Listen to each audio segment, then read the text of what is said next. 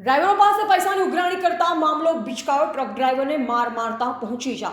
સૂત્ર પાસેથી મળતી માહિતી મુજબ વહેલી સવારે ધાંગધ્રા સોલડી ટોલ નાકા પાસે ડ્રાઈવરને રોકી તેની પાસે ગાડીના કાગળિયા સહિત તમામ કાગળિયા તપાસ્યા પછી પણ ટ્રક ડ્રાઈવર પાસે પૈસાની માંગણી કરતા મામલો બીચકાયો, જેમાં ટ્રક ડ્રાઈવરને માથાના ભાગે વાગી જતા લોહી લુહાણ હાલત થઈ.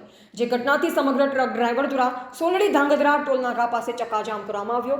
બંને બાજુ 10 થી 12 કિલોમીટર સુધી લાંબી લાઈનો ચક્કાજામના કારણે જોવા મળી. જ્યારે સમગ્ર ઘટનાની જાણ થતાં ધાંગધ્રા નાયબ પોલીસ અધિક્ષક સહિત પોલીસ કાફલો ઘટના સ્થળે પહોંચ્યો.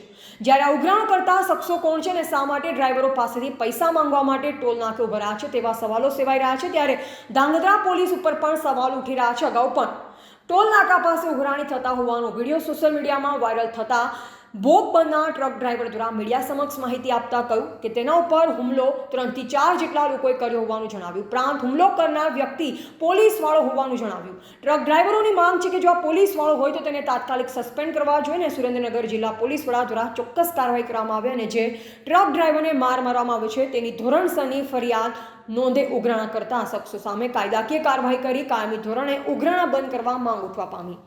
3 કલાકથી સોલડી ટોલટેક્સ પાસે ટ્રક ચાલકોએ હાઈવે જામ કરેલો છે.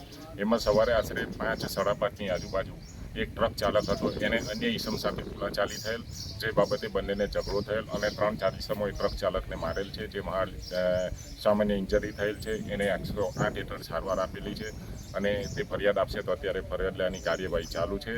અને ટોલટેક્સવાળા તમામ કર્મચારીઓ તથા રાત્રિના સમયે કોઈ પોલીસ કર્મચારી હતા કે નહીં તેની તપાસ કરી એની ઓળખ કરાવી અને તાત્કાલિક ગુનો દાખલ કરીને આગળની કાર્યવાહી હાથ ધરવામાં આવશે.